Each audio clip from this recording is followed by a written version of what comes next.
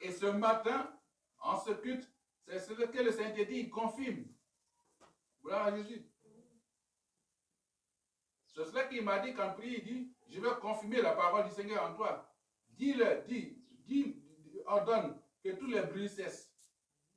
Et tu vas voir. Et je voulais que tu vers la fin, parce que le Seigneur me donne cette image où je vois le drapeau de la Côte d'Ivoire, le drapeau de la Côte d'Ivoire.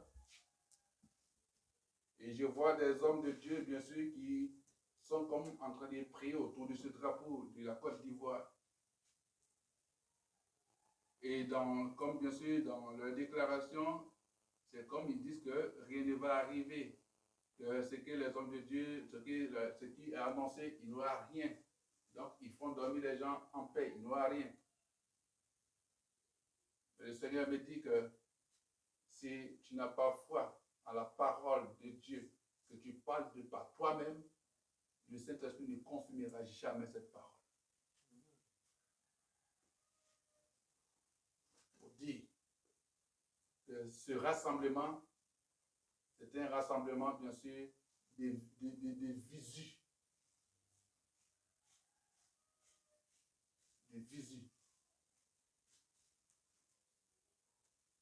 Et dit que le Dieu, il combat pour nous, il combat pour la nation.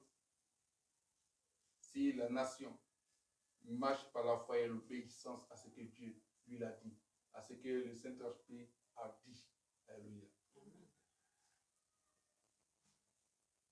Quand le Seigneur devait frapper, bien sûr, à Ninive, il a envoyé le prophète Jonas pour aller annoncer.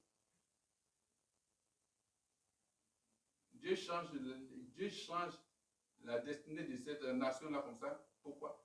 Parce que la prophétie a fait changer le cœur des dirigeants. Ils n'ont pas cherché à attraper Jonas pour dire, mais Jonas a plutôt dans le frapper. Ils ont déchiré les vêtements, ils sont partis pleurer devant Dieu. Ils ont commencé à compter les jours. Et quand Dieu a vu cela, Dieu leur a pardonné. Ça veut dire que quand la prophétie est annoncée, c'est pour toucher, amener les dirigeants, amener les uns et les autres à pouvoir changer d'attitude et se tourner vers le Seigneur. Et quand tu tournes vers le Seigneur, que tu marches par la foi et l'obéissance, alors le Saint-Esprit confirme la parole de Jésus-Christ en toi. C'est pour cela que quand Ézéchias a été touché, Dieu envoie le prophète pour dire, va lui annoncer qu'il va mourir.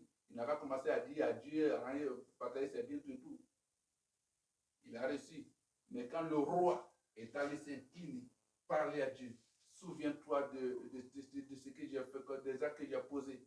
Je n'ai jamais mis un de tes serviteurs en prison. Je n'ai jamais frappé un de tes serviteurs. Je n'ai jamais maltraité un prophète du tout. Seigneur, souviens-toi de ce que j'ai fait tout. Avant même que le prophète ne sorte de sa cour, Dieu dit à Isaïe, retourne, va lui dire que j'ai entendu ses cris, ses pleurs. Je vais ajouter, c'est quoi, ces 15 autres années sur sa vie. Amen.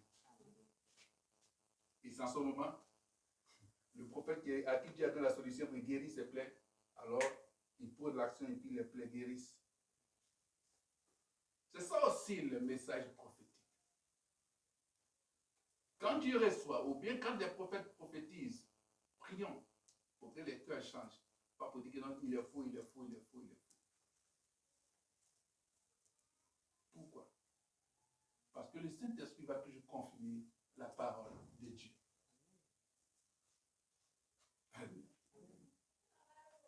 Gloire à Jésus. La parole de Dieu sera confirmée dans ta vie par le Saint-Esprit. Dans ce que tu as entendu, sache que l'Esprit de Dieu qui est en toi, qui est Jésus-Christ en toi, va confirmer cela. Donc Dieu confirme sa propre parole par lui-même en toi. Alléluia.